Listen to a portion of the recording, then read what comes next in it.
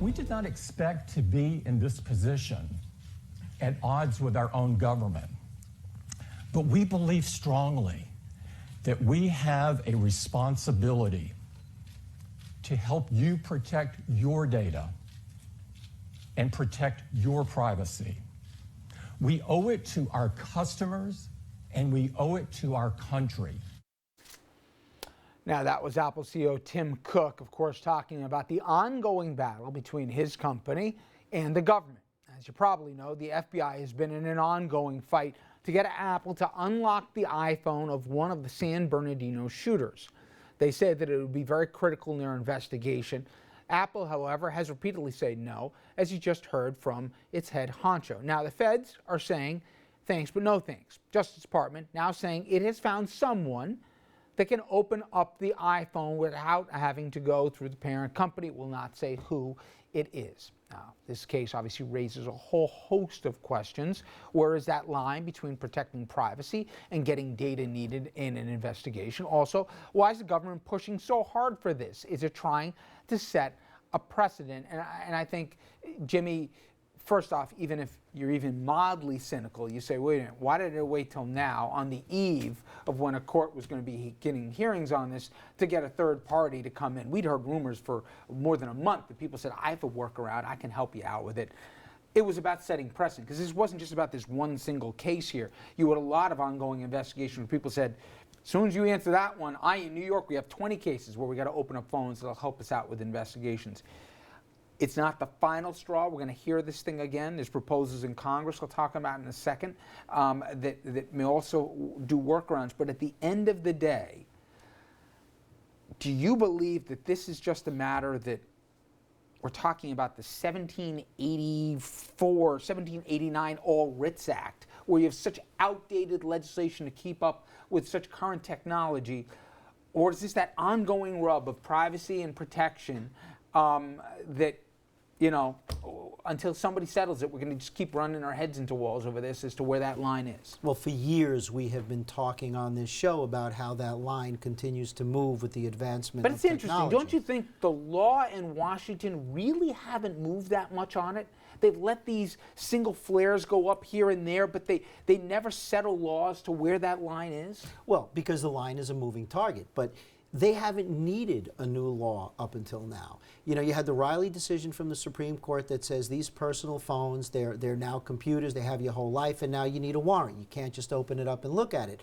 But what Apple did was they made the use of a warrant useless, because you can get a warrant, you can get the phone, and you can't get anything from it. Now, it is interesting why the government backed off, and maybe the government basically said, you know, we have someone who's going to give us what we want. Why don't we hold off on potentially an adverse decision and continue through litigation. And possibly give them the benefit of the doubt that this really would be a key element in an ongoing investigation and possibly uncover other terror plots. So, but Apple is ultimately, in my view, going to lose this battle. They have created a device that can and does facilitate the commission of crimes, terrorism being one of them.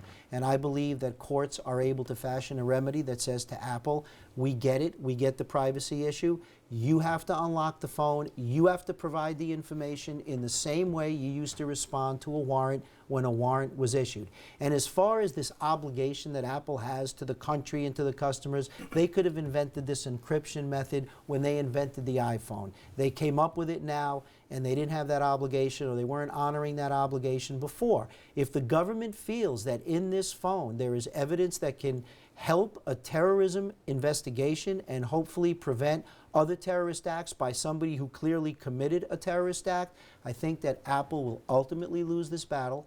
And I think that that precedent will be set either through new legislation or through court precedent. I know you take the opposite view. I do, and I look at it this way. You said you didn't know. Well, I've had time to think about it. There's a chance to argue with you, Jimmy. You may have taken it. So much for commercial breaks. But let's assume the phone really is, it's an extension of us now. You couldn't compel someone to speak. You can't compel someone to incriminate themselves. So if the people were still alive, even torture, you know, you're not allowed to do that. You're not allowed to force them to speak or to give you what's inside their mind. You can search their home. You can search their phone, but you can't. Search their you can do possessions. that, and you can search this phone if you can do it. If you can't, you can't. Think about it this way: you have a safe. The company allows you to encrypt the safe. Are you saying that if there's a warrant for the contents of that safe, that the company should have to now create a way, because there's not a way that it already has, to breach the protections of that safe? Yes. I disagree entirely about that, and part of the reason also goes to the social compact between government and the people that are governed. And there's an issue of trust. And if you go back not that long ago, under this administration, the NSA was lying, first of all, to the American people. And if any of us did that to the NSA, we would be in prison right now, or charged certainly with federal felonies.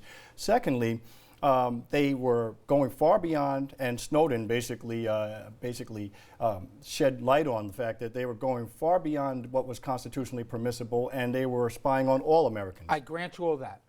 But let's go back to where this came from, Amy. I'm with Jimmy on But this. it's all of a sudden, instead of these 2 shooters dead, there's fear that there's 4 shooters, and they get them, and they got their phone.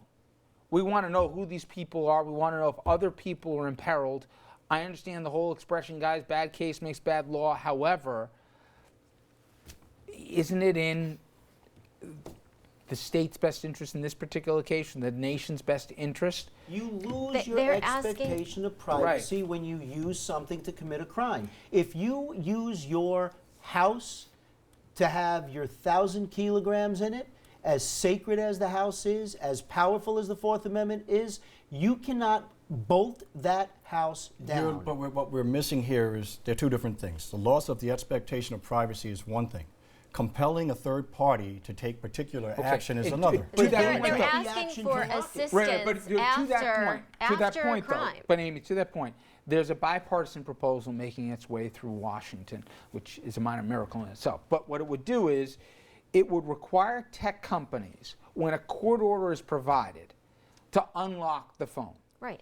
Do we think that's enough of a balancing act, where at least we're mandating that the FBI can't mandate everyone, that they get a court order and a court finds it justifiable and says, Apple, open up the phone, open up the passcode or whatever for these guys so that they can get the relevant Yes, it information? already exists with telecom carriers. They are asking to extend it to the digital space, okay?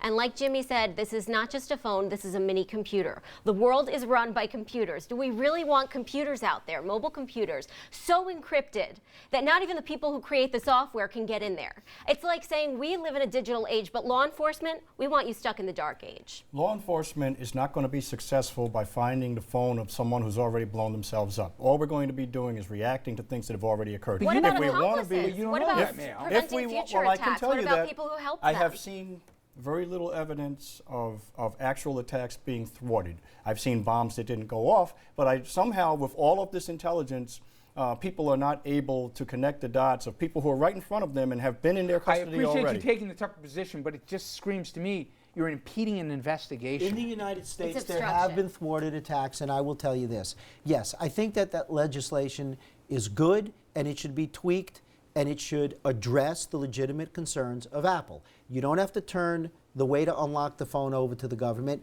You unlock this phone, you erase any ability to do that, and you have a turn court as over a third party involved. It's and you not turn just over the FBI information. mandating it. You turn over the information. Don't give it to the feds so that they can open up other people's phones. I get that.